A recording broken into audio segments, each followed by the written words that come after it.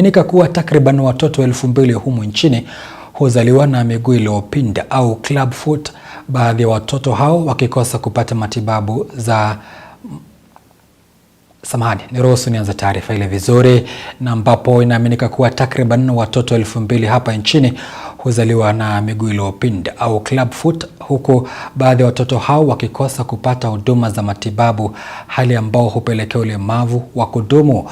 Kulingana na afisa wa shirika la Club Foot Kenya, Isaac Mutua, watoto wenye miguu iliyopinda huweza kupata matibabu kupitia kurekebishwa kwa mishipa na misuli ya miguu, huku walio na umri wa zaidi ya miaka 3 wakifanyiwa upasuaji ili kurekebisha hali yao. James Mwangi na taarifa zaidi.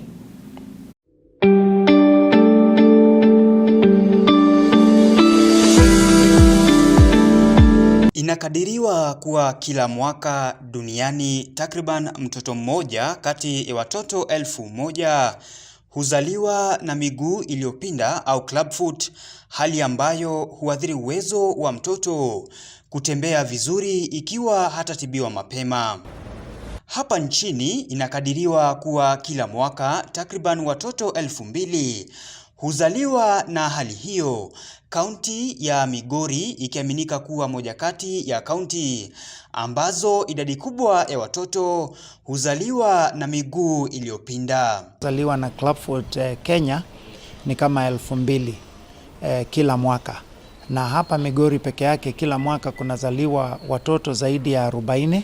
Ni kaunti moja ambayo iko na watoto wengi wanaozaliwa na club foot na hatujaweza kuwafikia. Ijapokuwa hali hii huweza kurekebishwa kwa kutumia plasta ambazo husaidia kurekebisha mishipa na misuli ya miguu na baadaye kupitia viatu maalum, wengi wa watoto hukosa matibabu, hali ambayo hupelekea ulemavu wa kudumu. Someone has club foot, there are employment opportunities that they cannot do. They cannot be police officers.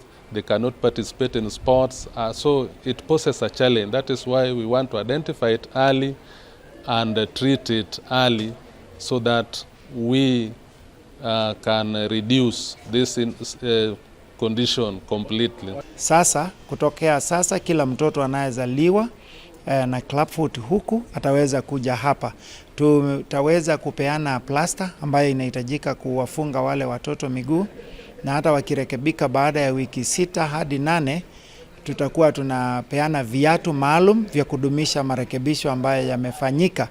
Kulingana na afisa wa shirika la Club Foot Kenya, Isaac Mutua, ukosefu wa vifaa vya kurekebisha hali hii kama vile viatu maalum imekuwa changamoto kuu, akiongeza kuwa baadhi ya wazazi huwaficha wanao ambao hukosa kupata huduma za matibabu. Tungependa kusema kama serikali ingekuwa na uwezo wa kupeana plasta, uwezo hata wa kuundisha hizi viatu maalum kupitia kwa department za orthopedic, ingeweza kusaidia sana kuongezea ile tunaita sustainability katika marekebisho.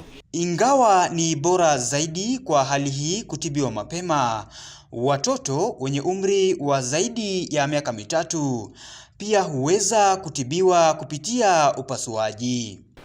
All children who are born newborns with club foot, bring them to Migori County Hospital. Even those ones who are identified late, maybe 2 years, 3 years, we still manage them. Even up to 18 years, we can still manage them, though now surgically. But club foot is treatable.